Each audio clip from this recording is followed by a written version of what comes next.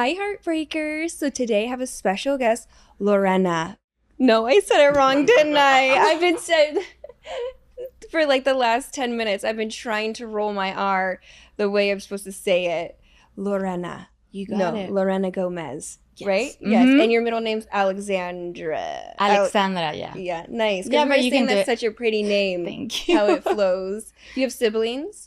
I have a brother. We're from Puerto Rico and he moved to Florida. How long have you lived in LA? I know you live Orange County-ish, right? Yeah. It's going to be 17 years. Oh, wow. Yeah, I don't feel Puerto Rican anymore. It's been so long. Do you go back and visit? Yes, I go very often. I just bought my grandparents' house in Puerto Rico. Nice. They passed away 2 years ago. Sorry. And I was able to do that. It was a mission. I followed through, and now we own a house in Puerto Rico. Congratulations. So you guys want to move back maybe, or?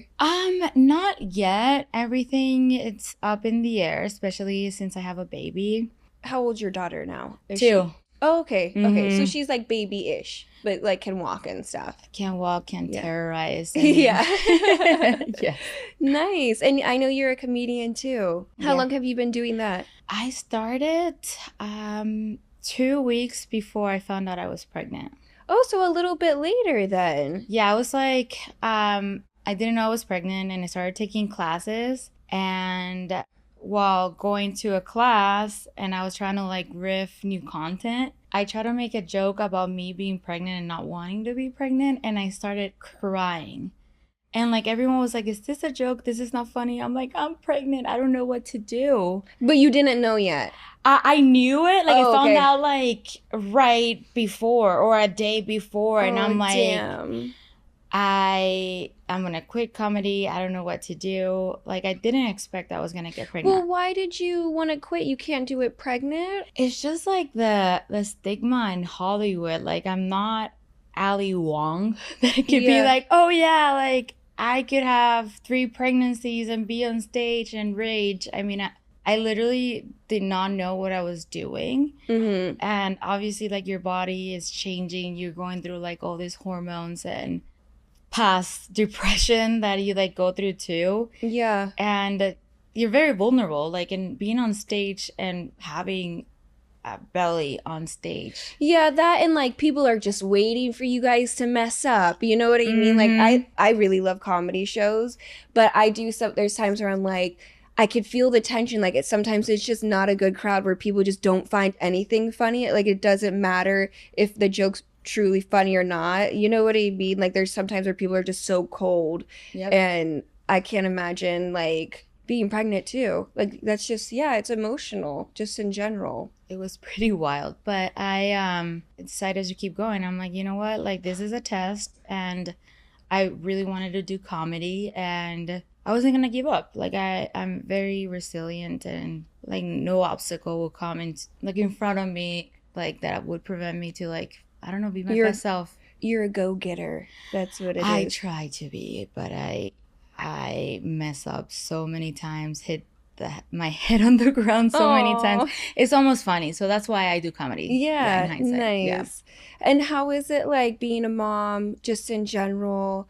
You said your daughter's 2 and you said that you didn't want to be pregnant, or you did, or you were like, you just couldn't decide. Like now that she's here, you know? It's crazy because I've always been like, you know, like free-spirited and, you know, culturally, like my background, my grandparents raised me like Latina culture. It's like you go to school, you get married, you have kids, like you become this like housewife. And I was like completely the opposite. Yeah. So I was like trying to like abide with this role as it was implanted in my brain. And I did wanted to get married, but I didn't really care, you know? And then I get married, I go to my honeymoon in Indonesia, in Bali, and I'm like, bro, I don't want to have a baby.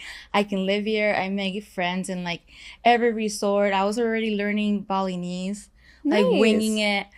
And I come back, and it was like a week before the pandemic, or we like traveled through China or a wet market. It was called Shaman or something like that. And the pandemic happened. So when that happened, I was like, I told my husband, babies, I don't know. Yeah. And he's like, I married you because you said you want to have kids. And I'm like, oh, damn. and I'm like, fuck. And at this point, you guys are just like, you're a couple weeks into the marriage, right? Yeah. Yeah.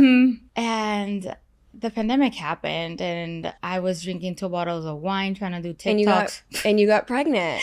And well, the things like started opening up, and my husband, he has twins in his family, and I go back to Puerto Rico, and we have like this OBGYN from the family. Like, unlike here, like doctors, they really care about like medicating you and like your money. No, they're not good. In Puerto Rico, they actually care about you, and like you can see a doctor until the doctor dies. And I was like, hey doc, what sexual position do I have to do to have twins? And he's like, well, Lorena, in theory, I liked your enthusiasm. Yeah, but it doesn't work like that. Yeah, and like having twins is not that glamorous. And it's like, at your age, you want to have like, kids young. Some women like go on bed rest. It's difficult. Yeah. Or it could be triplets. What if you just, they kick it up a notch and then all of a sudden it's 3 and 2's already a lot. I would need a straight jacket or something like that. So he told me like that it was going to take me a while to get pregnant because I was in birth control for so long. Swear to God, the first month I got off birth control. Yeah. I swear they lie about that. Like they're always like, oh no, you won't get pregnant for a while, whatever. And then you just like, I always hear that. It's a scam. I think it helps you get pregnant is the birth control as soon as you get off because it's so regulated then. And then, you're just ready to go. The egg is just ready to drop. But that's exactly what happened. Oh my God. So, I love that you're from Puerto Rico because we get to talk about the difference between like, is your husband Puerto Rican? From Florida. Oh, Florida. Yeah. Okay. A white boy. Yeah. But not from here because guys here are so, no offense. They're weird. I was just going to ask you, is there like a huge difference between dating, just culture-wise, or is there a difference between like Puerto Rican men? Yeah, I like back when I was in Puerto Rico, like if I liked the guy and like the custom would be like you will flirt, throw like hints, and then like pray to God that he noticed you, and then he'll do like make the first move.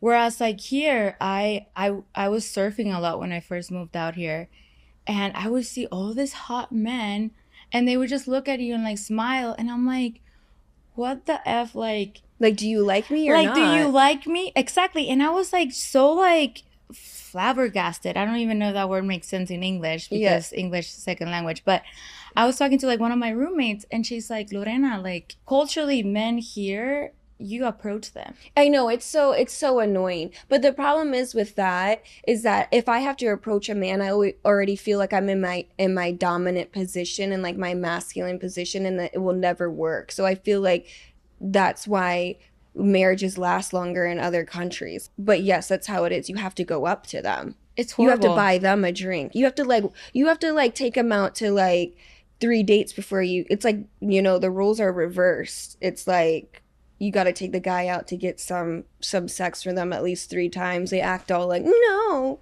like me for me. How do you actually get turned on by that? No, like I would it's not. Hard to. The moment I start talking to them, like I'm like, oh, you pussy. Yeah. I'm like, you're a pussy.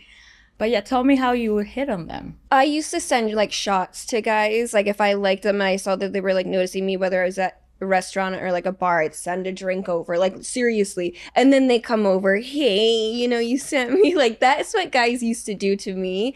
And you have to, and this is like older men too, not older, but like, somewhat older than me. I have to do that for them. Or they come over and they are so like forceful. Like this happens all the time where I'm like, chill out. Like I was actually at Wally's. Do you know that restaurant? It sounds familiar. Yeah. And my friend Steph, who's over there, she was there and we're all sitting there and this guy comes over and he says, hey, my friend wants to show you a magic show. When he comes back, come over to him and ask him to see the magic show. And I said, no, like I'm with my friends and like we could barely ever like get everybody out at once. So like I'm going to stay here. Like I'm not going to go over to your table. We're eating.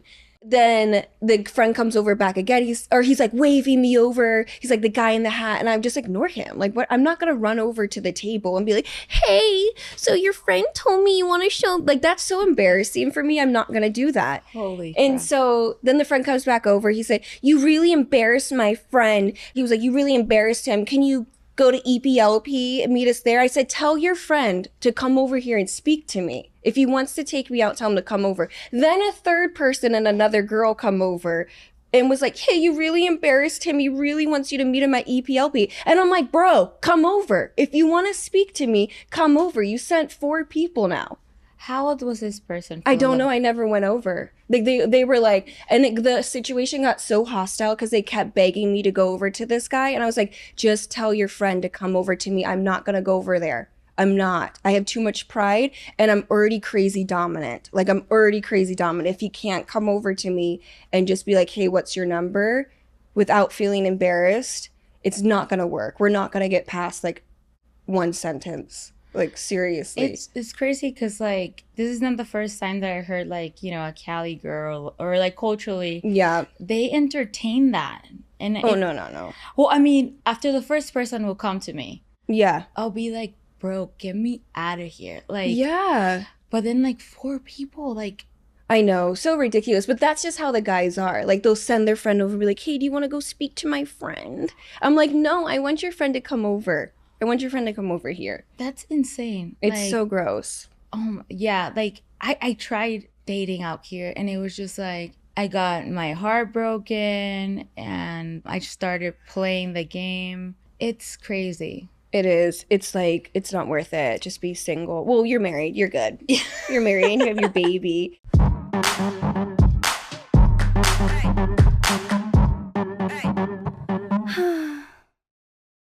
Don't change the subject, just answer the fucking question.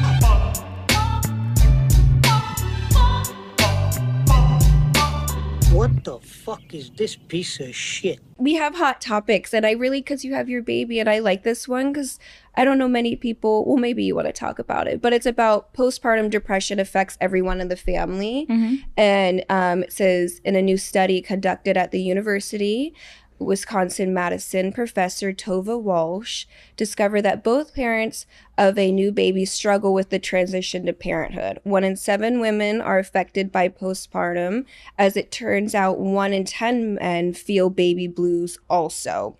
Some men are experiencing a postpartum like depression, like it could show by being avoidant, isolating themselves, spending less time with their family, using numbing mechanisms to cope. This can include drinking or throwing themselves into a lot of work, hobbies. Yeah, so I thought this was interesting that they talked about the husbands or the fathers being affected by postpartum. I didn't realize that men can also feel like depressed, because I know that has a lot to do with the fluctuation in the hormones.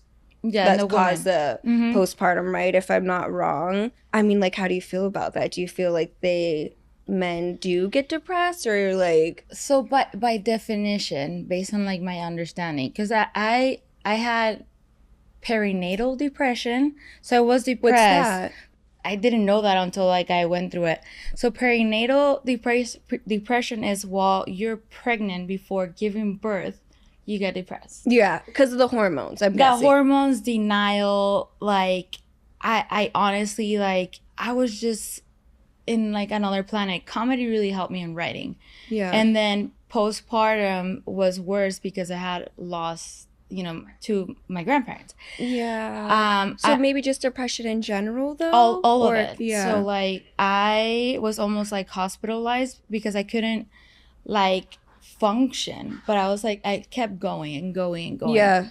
But by definition, postpartum depression is like when a woman, I mean, it's controversial, obviously, like, but based on my subjective understanding of what it is, you're grieving your old self, you losing hormones, and like just understanding that your life will never be again. All the changes that the woman's body go through is insane. Like, it took me 2 years to actually feel back to myself, but back to myself is not true because it's a new self. It's a new self, exactly. So like when I first started talking about like postpartum depression, I was at this like birthday and one mom approached me and she's like, my husband has postpartum depression. And obviously, like, if you hear it on the streets or whatever, like, men are gonna be like, what? What is that? Like, I'm macho man. I don't get depressed. And, like, he started talking to me, and he's like, the way he was experiencing it sounded, again, not to, like, minimalize, like, what it was, like, going through, but it was just, like, a confusion. And, like, I guess, like, when you're in sync with your partner or whatever, you go through, like, that highs and lows of, like, what pregnancy is.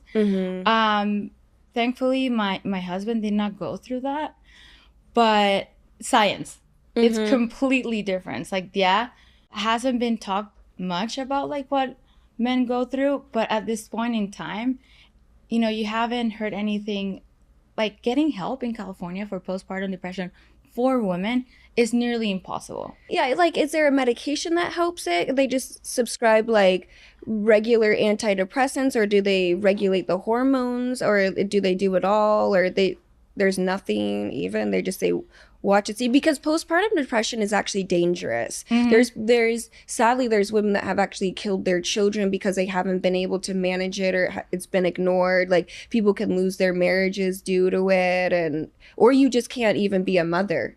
Yeah, and you nailed it.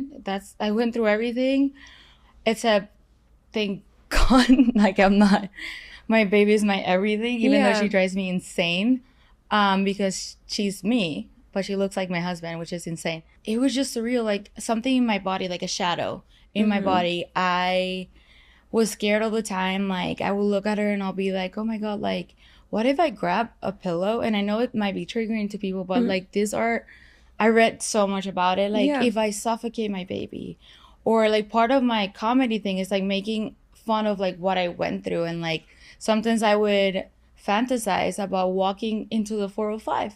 Be like, I just want to park here. I'm so sorry. And looking for help. Like, one of my good friends in comedy, she's really good friends with a comedian, and she found really good help in Malibu, and like and it's not even like focused on postpartum depression, but the care there for depression is so good. Yeah. So there's really not help like for.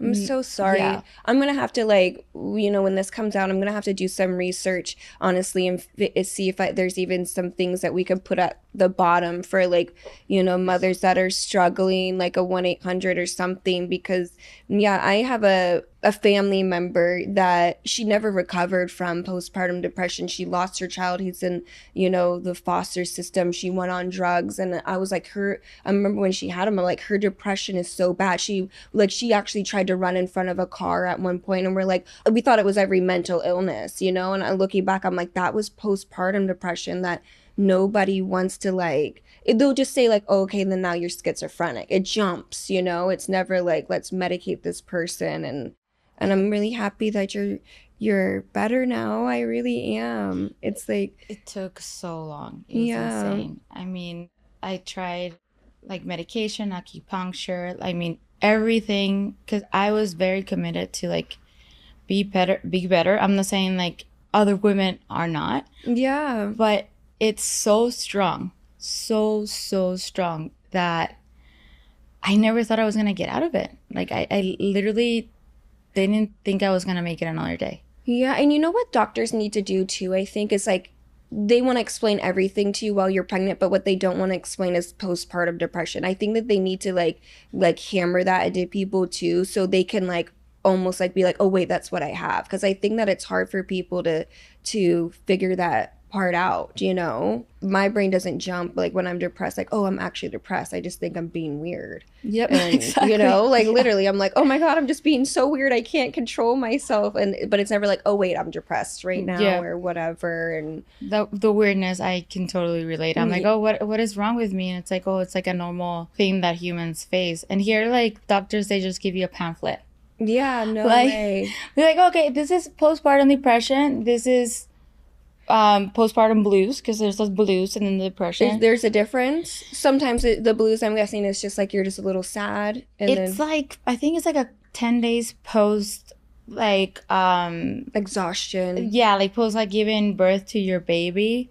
But then once it gets over 2 weeks, then it's like considered depression. Yeah. But again, everything is just like, it's no black and white when it comes to mental health. Like, we still can't figure out, like, when doctors medicate you, like, they don't know exactly like what neurotransmitter, like, which one works. Yeah, because there's no study, like, no one can like really go into your brain and be like, oh, this person is lacking this and that. It's very like subjective to whoever is caring for you. I know. And like, yeah, then they'll be like, try this medication, try this one. And then now you're really crazy with your brain patterns because you've tried 3 different medications. Like, and also, like, do you go to a psychologist when you have postpartum, or do you go to your OB and ask them about like what to do, you know, because it has to do with that. I feel like there needs to be a postpartum doctor specifically, like literally. I think there needs to be someone that's like specializes just in postpartum. I literally search for so much help. Like, I swear, if I could have gotten the Pope's number, I'd be like, bro, help me. What is crazy about when you get out of the OBGYN, you have like the 6-month or the 6-week visit. And like that one is like the green light, I can have sex again. Yeah. I didn't even wait either. Like, do people do that? What's like this, like, you think like 2 weeks is long enough? Or it just depends on the person, obviously. I probably had like a vibrator that. Oh, you're not even allowed to masturbate? Oh yeah, like a vibrator. Yeah. But okay. like, and luckily my rupture was like I was very lucky in terms of like giving birth and everything. But what came after, I'd rather have my vagina and my butt become one. Oh, stop. Please. Please. I know. I'm like, I don't want to do it. Cut that out, please. Sorry. Well, that's not you. You don't have, it's not. Yeah. Episiotomy is where they thank God. it. Yeah. So basically, snip your butt to your I didn't make it to 6 weeks. I'm jumping into it. And then what they do is they give you a pamphlet of like 10 questions, like from 1 to 10. Agree or strongly disagree, like, have you thought of like killing yourself? And then like, I mean, it's a questionnaire. I'm like giving you the gist of like 10 or. Well, first off, who's gonna mark a 10 that's truly feeling that way? Nobody's gonna, you know what I mean? Like, that's not a good. I don't think just handing. Anyways, sorry, go on. Oh no, you're right. Like, that's not a true gauge of like mental health assessment, especially when you have a kid. If you put like, I'm thinking about doing this or that, or like, I'm super depressed, I can't live another day, they're gonna take your kid away. That's true. Yeah, they're gonna take your kid away. So it's like, you have to like kind of lie, because I didn't even think about that. And I have a Colombian friend that I would like tell them, and she will be like, hey Lorena, like, be very careful with that, because they do, like, the system just takes care of, or will take them away. They will, you know. Yeah. So I had to like really navigate that carefully. But luckily I went to group therapy. I went to mom groups in Orange County, which were completely unrelatable because of obvious reasons. But I honestly did it all. And I do want to help other women that are going through that. You should. Yeah. I don't know if there's like charities. I don't know. You know, I like this site called BetterHelp. It's almost like, you know what ZocDoc is, kind of like. Anyways, it's just for therapists, and like, even I think just like teaming up with them, and like, cause so people can get therapists and talk about it, and it's like $150 for people, like for one session. That's very cheap, you know. Yeah. And like just little things like that, because, or just making reels, I don't know, of like, you know, and just really hone in on it. Yeah. Obviously I don't have a kid, so, but like if I were to have postpartum depression, I feel like that's where I would go, unfortunately, is like online, trying to figure out like what I can do, and like stuff like that could really be, and it could be healing for you too. Totally. Yeah, I've heard of BetterHelp. What scares me too is that being online and like talking about subjects like this, it's a very dark place. Yeah. And oftentimes, you know, a lot of people have really like ill intentions, and like they would try to like attack your point of view on certain things based on like your skill set, or like of course, your education. And it's just very crazy, like navigate the media and trying to like figure out how to like portray a message that comes out to be positive, very objectively. I know. With minimal opportunities for trolls to like come in, because at the end of the day, it's impossible. Yeah, That doesn't exist. It doesn't exist. You could say something that's so nice and there's nothing that anyone could twist, and they will absolutely find a way, or they'll just comment on the way you look and then you know, be like, destroy you in that way if they can't figure out what to pick through on what you said. That doesn't help depression. You know, actually, now that I'm thinking about what I just recommended for you, no. I mean, shouldn't do that. Based on your like skill set, and like what you know, like obviously, like you gave really good advice. And have you dealt with a lot of hate from like people online? Oh, or, yeah, like, all how do day you long. navigate that? It's been 10 years of it. So I feel like, and I was like severely bullied in high school. Like they would try to beat me up every day. Like just very, very violent, very like just horrible. And I'm used to that since 15. So if anything, I use it as fuel now. Like I had this magazine that told me that I was supposed to shoot the cover of it, and they were just like, you know, so rude. The PR person was just going in, you're disgusting, you're blah, blah, blah. Like, and I actually sat there and I was like, I'm gonna cry. Like, I've never had someone speak to me like this.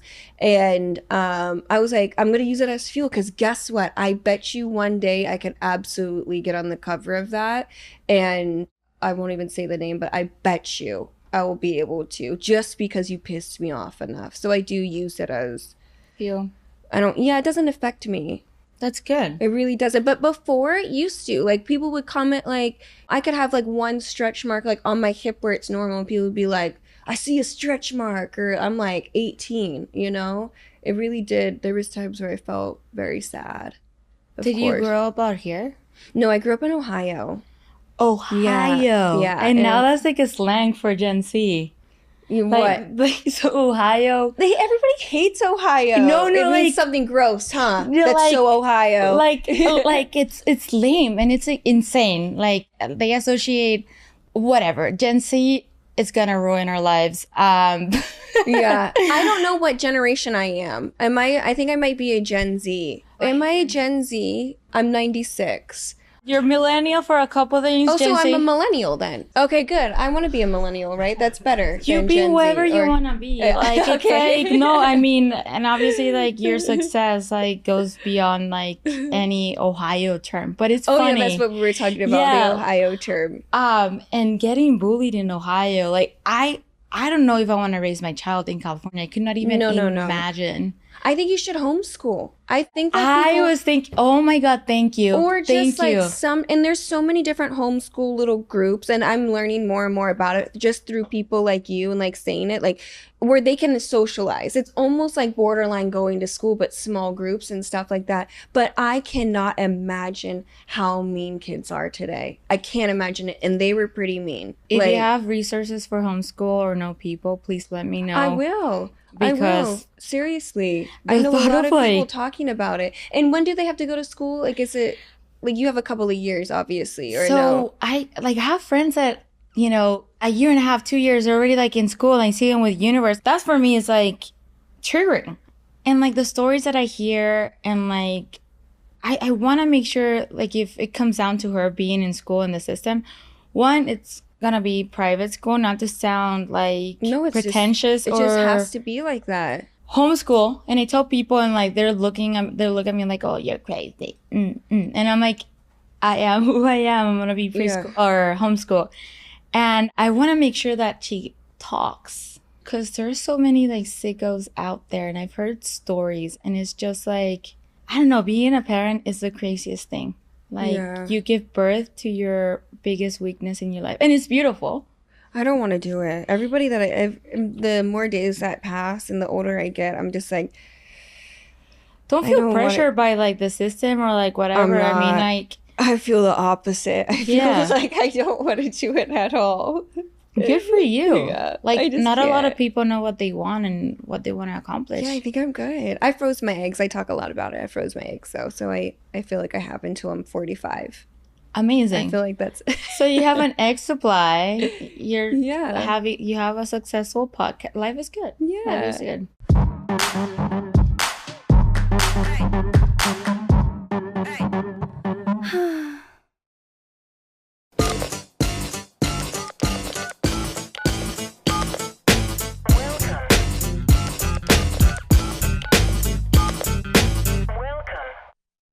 All right, so we have some fan questions.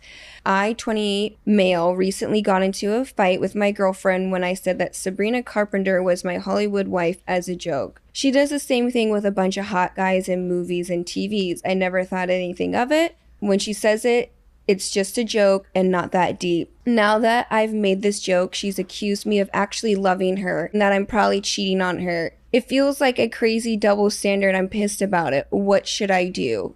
Do you think it's a double standard? What do you think he should do? I really do think it's a double standard, but I guess like there's like a written rule. You know, guys are not supposed to say that Anything about anyone women. else. Yeah. Anything about women whatsoever. Never ever. You are a virgin. Like that's what like it should be. Never ever. But I do think it's a double standard. Oh, it definitely is. I feel like oftentimes like when people get so mad about certain things like that, they're projecting. Yeah. So what is that person doing that is so jealous? Maybe about? she's DMing the hot guys that she likes, and yeah, not adding fuel to the fire, but it's like when you're like very secure in your relationship, like yeah, you have like insecurities often, but it sounds like they're young and they have to like 28 male. They're not that young. I mean, 28 male in California might as well be 18. Yeah. Yeah. You're right. Okay, so the next question is, I went on a trip to Vegas with my husband only to find him missing at 2 a.m. with our bank account drained. My husband and I took a last-minute vacation to Vegas to see a show I've been dying to see. Right after the show, I got super tired, so I went up to the room and he said he was going to go gamble for a bit and then come up. Hours passed. He never came up to the room. Around 2 a.m. I tried to find him, but his location was off. He wasn't picking up his phone. Shortly after, I saw that there was a $3,000 charge to our shared bank account to the strip club in our hotel. About an hour later, he stumbles in our room, pissed drunk, and says it's not a big deal and nothing sexual happened. I don't believe him, and I'm furious. We've been married for 5 years, and I'm wondering if I should stay or leave him. Help. First off, I thought they were, which is no better. I thought he was gonna drain the bank account just from doing slots or something. But the strip club twist is crazy because he could drain the bank account at a strip club wherever they live. They don't gotta go to Vegas for that. The first thing I would ask is like, give me like the receipt. With well, what does she do? It's already out of the bank account. Yeah. Return, call the bank and say this was a fraud. Oh, no, I'm just like being like, give me an itemized. Oh, like, yeah. I'm kidding. Like that, it's impossible. But yeah, it's completely sketchy. I would suggest therapy. Mature answer. That was a mature answer. Simply because like when you go to Vegas after 5 years married, like you go to Vegas as a couple, like you should be able to like have fun together and like have a healthy balance of like shows, gamble, maybe even go to the strip club together or whatever. And yeah, him turning the location off, that shows malicious intent, so that gave it away. I think that he was seeing an escort. That's why the location was off, is that he found an escort actually at the strip club, and that's really what the charge is. And that's why his location's off. I mean, maybe because he didn't want to admit that he was at the strip club all night, but he was going to have to because of the charge. I think he like took a stripper home. Yeah, it's like super sketchy. $3,000 in Vegas for that. Should she stay married? I would get an STD test before making that decision. Wow, yeah, just you jumped there. It was therapy, and now it's an STD. Yeah, like test. At the end of the day, like when someone acts like that, it comes from a place of like disrespect. Yeah. If like your partner stop respecting you, like how are you gonna take care of yourself, right? I hate to say it, but I'd get a divorce over that, and it's not because he went to the strip club. It's because of the lack of like responsibility and the money. She said drain bank account, so it sounds like that's all they had in their bank account. Like that lack of, like you said, respect and like just boundaries and control. I don't want to stay married to someone like that. You know, and I take money very seriously in a relationship. Like, I feel like it shouldn't be something to just like, this one person spends it, this other person work. You know what I mean? Like, I don't like any of that. I'd get divorced. I really would. I agree. I mean, I would definitely go there. Yeah. Yeah, totally. Yeah, I am like... Because he's gonna do it again. Oh, totally. He can't. He's gonna do it again, 100%. Especially if he's drunk, like he can't control himself by himself. It's not like he was there with his friends. They went as a couple. That's so weird. It's so weird. All right, guys. So thank you so much, Lorena. Yeah. Lorena, right? Or no? Lorena. Yeah, you learn. Yeah. Thank you Amazing. for coming today. You're amazing. Oh my So God. are you. I'm so... And thank you so much for talking about the postpartum depression. That's something that I haven't had on this podcast. And there's a lot of women and moms and stuff on it. And I think they need to hear about it's okay if you are depressed like that. And I'm going to really try to find some stuff to, help them. Seriously. Please do. Yeah. Especially if you have like the following and the power. Yeah, I will. Absolutely. Anything like that, I'll definitely 100%. Thank you, Elsa. So they can find me at my IG and TikTok is at Lorena from Puerto Rico. I have a show on Tuesday. It's called D Cups. I'm trying to like work the final details, but I'll send that over. It's in West Hollywood. I was gonna say that's in person, right? Yeah, in person. But yeah, like I post all my shows and like upcoming shows on my IG or in my IG, whatever, and on. But yeah, we'd love to keep talking to you. Yeah, absolutely. I'll let you know anytime I'm in your area, and then let me know whenever you're here. I guess you'll be in West Hollywood soon, but yeah. Let's definitely stay in touch. Amazing. Yeah. Thank you. Bye, guys. Bye.